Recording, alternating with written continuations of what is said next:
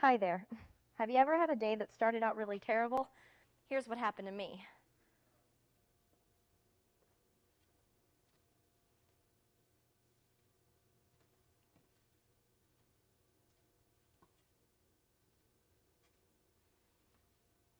I could have just told you the story, I guess, but seeing in the pictures really adds something, doesn't it? This is an illustration by Max Fleischer Studios called Mr. Bug Goes to Town.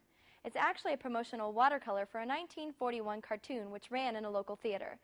The Canton Museum of Art is especially concerned with preserving and showcasing local heritage, culture, and art history. This painting is a perfect example of that. The story behind the Max Fleischer Studio reads like a history of a very special kind of art, illustration.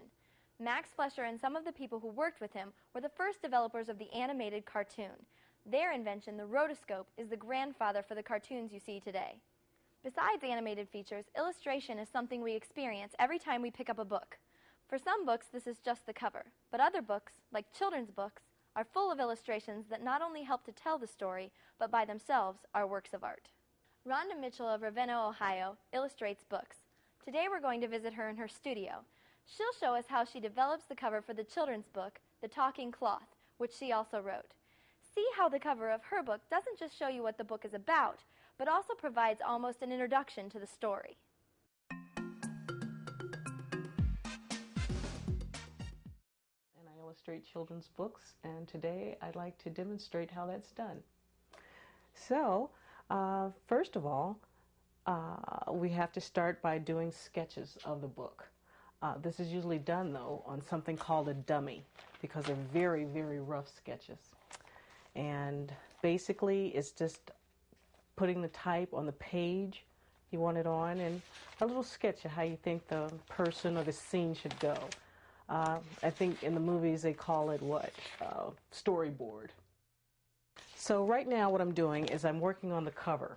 I've done just about everything that needs to be done inside, but we need something really spectacular for the front to get people to see it and buy it. So because it's about a dinker cloth and the stamps around it, I want the cover to look like cloth, like a dinker cloth with stamps on it. So the easiest way to do that is to actually stamp on cloth. So I chose to do the cover and the rest of the book in oil on canvas, which is cloth covered with white paint basically. And you stamp on it and it looks like cloth with stamps on it. When I took the picture of the little girl here, she was facing the other way, so I faced her this way just so it would read better.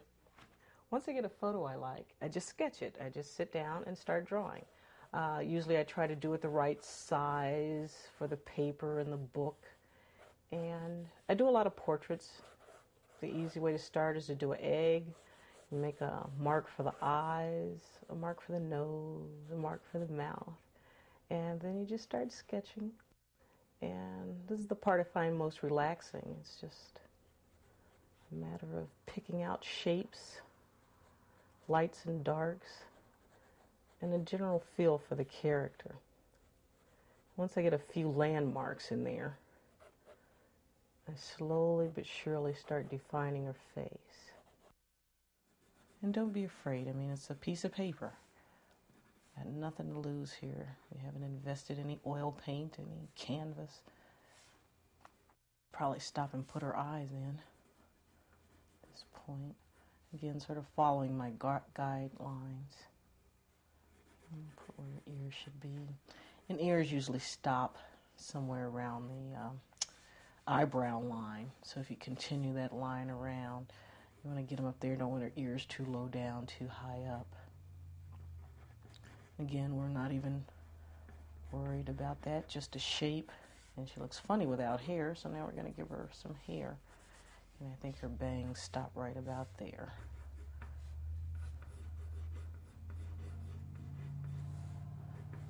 And she's got more hair back here.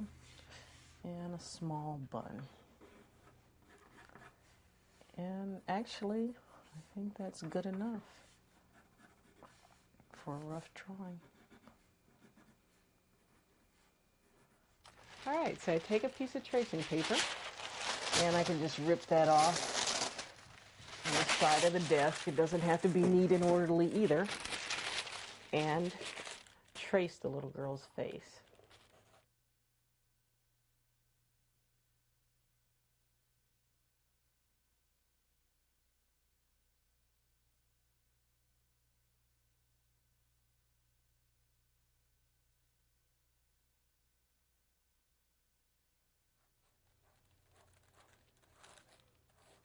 Again, not being too careful about what I'm doing.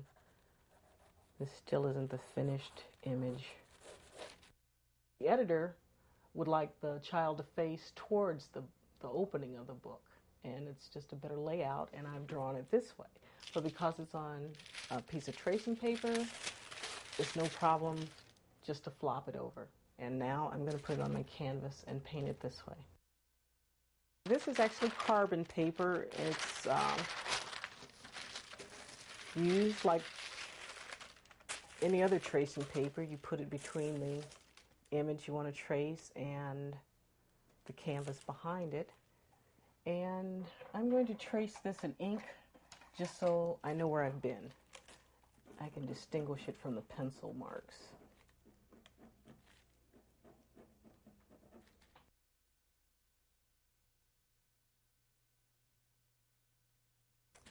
And there's our little girl.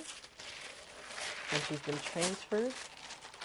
Mixing the colors. Again, I refer back to the photo because I don't have a little girl here with me.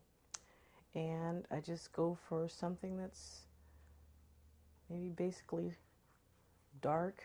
I'm going to add a little brown, a little blue to get a black for her hair.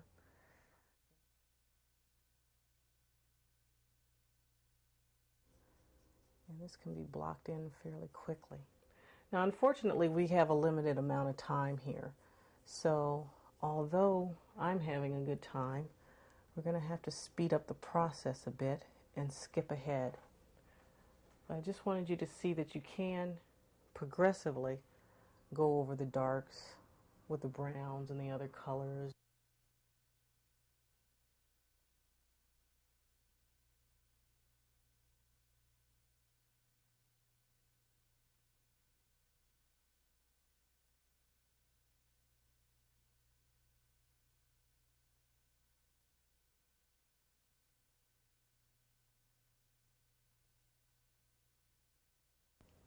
So, because of the time constraints, I'm just going to show you the finished product, the way the cover actually came out.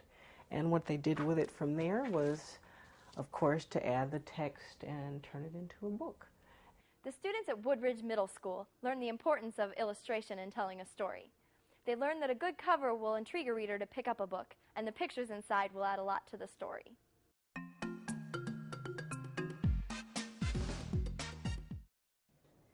Well, if you haven't caught on yet, you are going to do a cover art. You are illustrators. The elementary sent us some stories and have asked us, you, the big kids, would help out and illustrate these stories. You have a choice to either illustrate this. You could also do a CD cover. Those choices are up to you. Your job is to invite us into that book. These kids have written great books. Your job is to illustrate it so we want to go and read that book. Your job is to illustrate that CD cover so I want to buy it. I'm going to give you the final paper. You're going to start sketching with the colored pencil. That way when you get your painting done, it'll blend in and you'll be able to see it.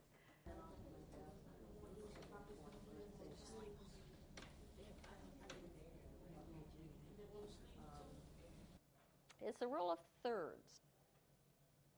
In a composition, you don't put everything right in the center. You put it on 1/3 of the page. Imagine there's a checkerboard going across your paper, a tic-tac-toe. Okay, trying to throw things a little off to the side. Keep it out of the center. Watercolor is going to give you an airier feeling. The opaque acrylic paint is going to give you a very solid color. So those are the two options of media that you have.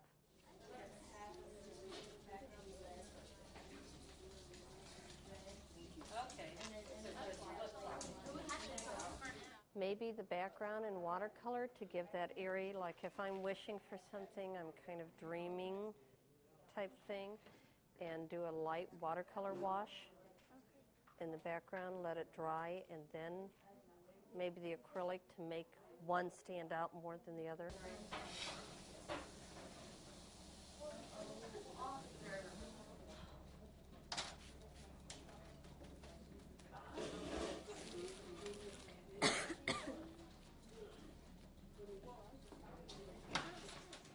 Okay, her book is about a cat, and so she's going to have paw prints running across the book. What made you think of that idea? When I think of a cat, I think of paw prints and running around. The cat has walked across the page and inviting you. She made a print. Instead of painting each little paw print 4 times, she's going to make a stamp. You do have that option if you want to. If you're going to do one thing, I wouldn't bother. It's not worth doing it. But if you're going to do that repeat, that's a solution to it.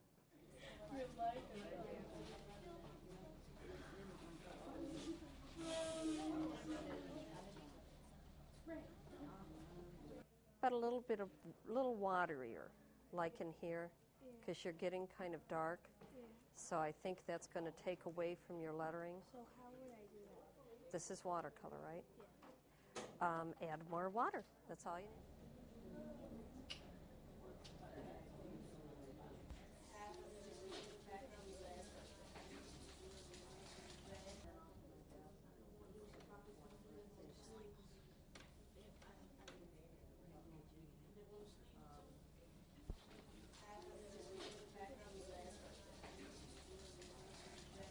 With your lettering, you got the cat fur on there, and I like that. I would leave it. I understand what you want more, but you're giving us enough information that we're going to want to look inside for the rest of the story.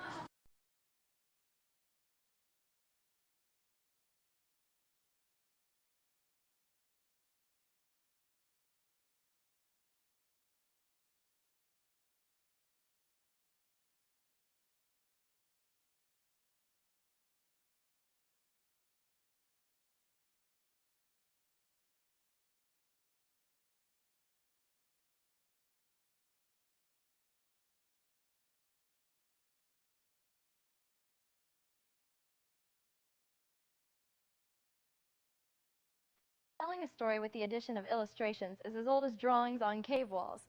Nothing adds more to a story than illustrations. Whether the story is about a cartoon character named Mr. Bug, a little girl in a book, or someone who's had a very bad day. Teaching materials for sharing art are available on the web at wneo.org/sharingart. Funding for this series was provided by the Martha Holden Jennings Foundation and Northeastern Ohio Education Association. NEOEA's members include elementary and secondary teachers, university professors, and support professionals, proudly serving students attending the public schools and colleges of Northeastern Ohio.